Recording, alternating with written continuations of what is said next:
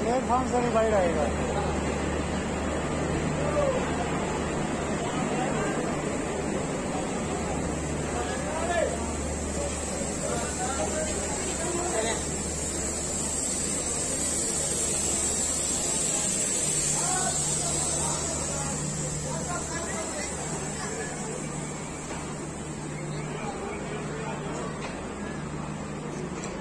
दोस्तों वीडियो को लाइक कीजिए, शेयर कीजिए, कमेंट कीजिए और अगर अभी आपने चैनल सब्सक्राइब नहीं किया तो चैनल भी सब्सक्राइब कर लें।